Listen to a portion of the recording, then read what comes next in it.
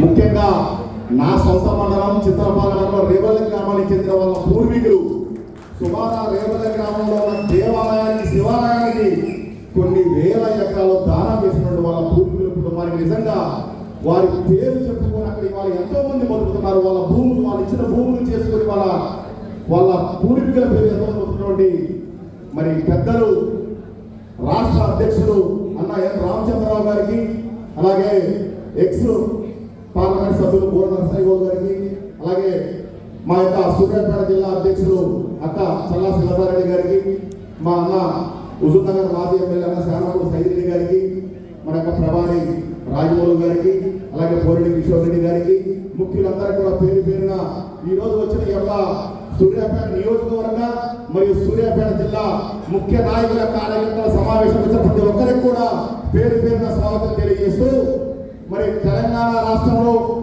ఏ వ్యక్తిని కలిగించినా కూడా రాబోయే రోజుల్లో తెలంగాణ రాష్ట్ర భారతీయ జనతా పార్టీ అధికారం వస్తుందని చెప్పేసి అనుకున్నారు. కేవలం మొన్న జరిగిన 2023 ఎలక్షన్లో 2 నెలల 3 నెలల ముందే కాంగ్రెస్ పార్టీ అబద్ధపు హామీలు 6 గ్యారంటీలు 420 హామీలు ఇచ్చి వాళ్ళ ప్రజలకు మాయమాటలు చెప్పి వాళ్ళ కాంగ్రెస్ పార్టీ అధికారంలోకి వచ్చింది కాంగ్రెస్ కూడా ఒకటి చేస్తారన్న కాంగ్రెస్ పార్టీ రాష్ట్రాన్ని అప్పుల పాలు చేశారు.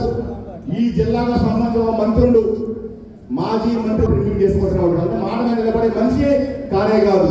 ప్లస్ ఆయన ఎవరికి ఈ సంవత్సరం నుంచి ఏ రోజు కూడా రోడ్డు మీద ప్రయాణం చేసిన మనిషి కాదు. ఈ జిల్లా మంత్రి ఉత్తమ్ కుమార్ రెడ్డి ఈ సంవత్సరంలో సుమారు 29 సార్లు హెలికాప్టర్ వచ్చిపోయింది తప్ప 20 సార్లు కనీసం రోడ్డు మీద తిరిగిన వ్యక్తి మరి తెలంగాణ కాంగ్రెస్ మంత్రి ఉత్తమ్ కుమార్ రెడ్డి గారు.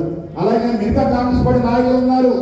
మాయ మాటలు చెప్పి తెలంగాణ ప్రజలని ఇవాళ దోచుకుంటున్నారు, ఆస్తులు దాచుకుంటున్నారు, ఇక్కడ దాచుకోసము దోచుకోసము ఢిల్లీకి పంపిస్తున్నారు. రేపు కూడా అధికారంలో రావాలని చెప్పేసి మరి కాంగ్రెస్ పార్టీ బుద్ధి చెప్పి తెలంగాణ రాష్ట్రం కాషాయ జెండా రెపరెపలాడిన రోజే ఎంతో మంది ప్రాణత్యాగాలకి మన కార్యకర్తలు నమ్మకం కలిగింది. కాబట్టి మనందరం కూడా ప్రజల్లో తిరిగితే ప్రజల్లో కలిగితే ఖచ్చితంగా కమలం పువ్వు కాషాయ పార్టీకి ఇవాళ ఓటు వేయడానికి తెలంగాణ ప్రజలు సిద్ధంగా ఉన్నారు. కానీ వెళ్లాల్సిన బాధ్యత మనందరికీ ఉంది. ఇవాళ అన్న అధ్యక్షుడు ముఖ్య కార్యకర్తలు మాత్రమే వచ్చినాం.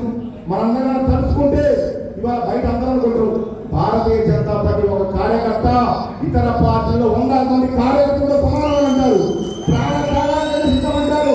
కొట్లాటకైనా ఉద్యమాలకైనా జైలుకైనా భారతీయ జనతా పార్టీ సిద్ధం ఉంటుంది. వాళ్ళ వేరే పార్టీ కార్యకర్త నాయకులు ఉంది. వాళ్ళ కాంగ్రెస్ ప్రభుత్వం వచ్చినాక మండలానికి ఒక షాడో ఎమ్మెల్యే అయిపోయారు. మంత్రి నియోజకవర్గం ఉంది, ఇంకా గోదావరి నియోజకవర్గం ఉంది. ఇక్కడ సూర్యాపేట వ్యక్తిగా ఇంకా దోచుకుంటున్నారు. తొమ్మిదిలో ఇప్పుడే వచ్చిపోయిన ముఖ్యమంత్రి తొమ్మిది మళ్ళా మాయమాటలు చెప్పిండు. సొమ్ము ఒకరిది సొమ్ము ఒకరిది ఇచ్చేది బియ్యం మనం కేంద్ర ప్రభుత్వం నరేంద్ర మోడీ ప్రభుత్వం ఇస్తుంటే వాళ్ళు నియమిస్తున్నాం అని చెప్పారు.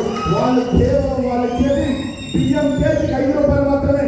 కానీ మనం భారతీయ జనతా పార్టీ ప్రభుత్వం నరేంద్ర మోడీ ప్రభుత్వం ఒక కేజీకి 33 రూపాయలు ఇస్తుంది. కానీ మనం చెప్పే పరిస్థితి ఎందుకంటే చెప్తే ఇవాళ మన ఎక్కడ బీజేపీ పేరు వస్తుందో నరేంద్ర మోడీ పేరు వస్తుందని చెప్పేసి వాళ్ళు భయపడుతున్నారు.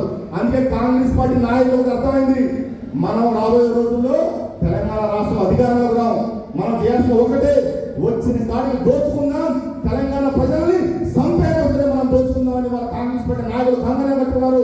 వాళ్ళని ఎదిరించి మన నరేంద్ర మోడీ నాయకత్వాన్ని ప్రజల్లో తీసుకెళ్తే ఖచ్చితంగా తెలంగాణ రాష్ట్రంలో కాషాయ జెండా రెపరెపలాడుతుందని చెప్పేసి తెలియజేస్తూ నాకు అవకాశం ఇచ్చిన పెద్దలందరూ కూడా ధన్యవాదాలు సెలవు తీసుకుంటున్నాను.